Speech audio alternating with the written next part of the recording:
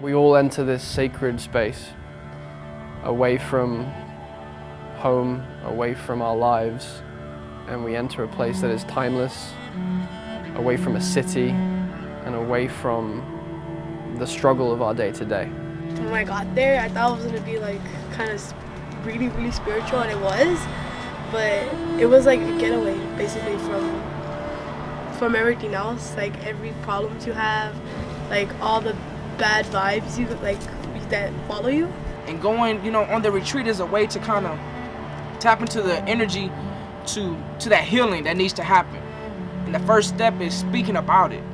And once you're able to give it words and share with other people, for me, it's the part of being seen.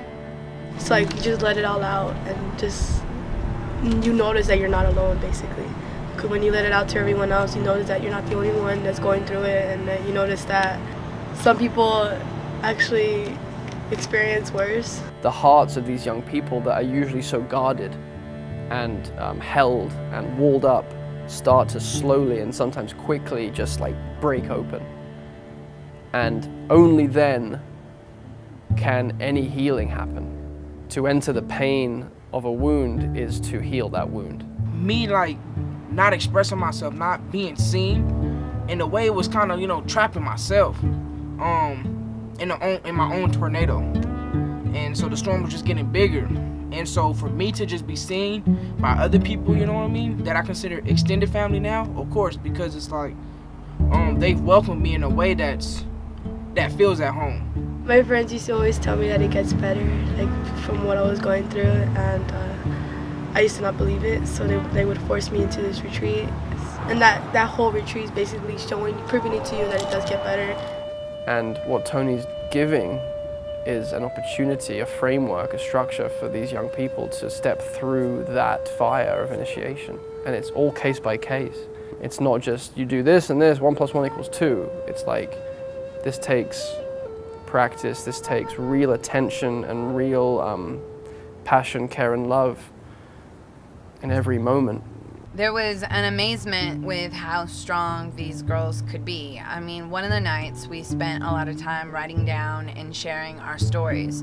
And it's really challenging to be open enough to be vulnerable and to admit that we were ever hurt. But then the next day, there was the opportunity to take control of the situation and acknowledge that these are the things that happened to me, but I can control the way I react to them and where I want my life to be. I won't let people take my power, so I'm not gonna let people control how I feel about things. I took that down with me and just learned to face my problems and not just turn to other things and try to avoid them. Every day I woke up, I felt happy, like, oh, yes, let's see what's the activities for today. And it's like, when I wake up at home, it's more of like, I gotta find a way to do this and do that, and I know it's gonna be a lot of problems at home, but more out in the world. And this all culminates in this in a ritual at the end of the weekend. I'm not going to go into details about what the ritual is or how it's laid out. That is a sacred thing, but it's a personal journey that each mentor, each mentee gets to go on. Like once the ritual was starting, like once it was like, it came time, like it all just hit me, like it was really hard and it came full on, it wasn't like a little slow and steady, like it was just full blast, like out of nowhere. And I felt it and it was strong and I didn't know exactly what to do, but a lot of guys helped me through it, and it was great.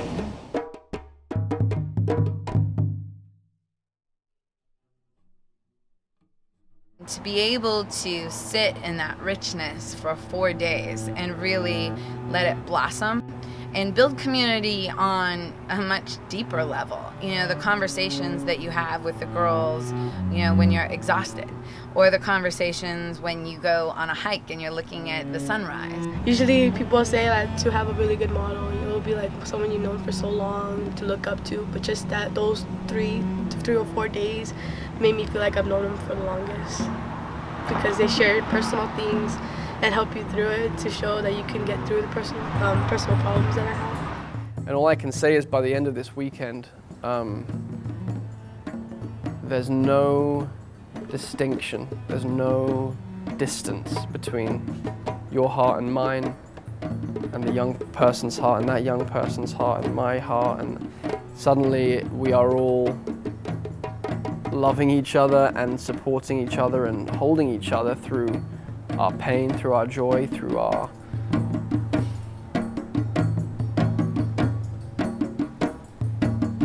new lives.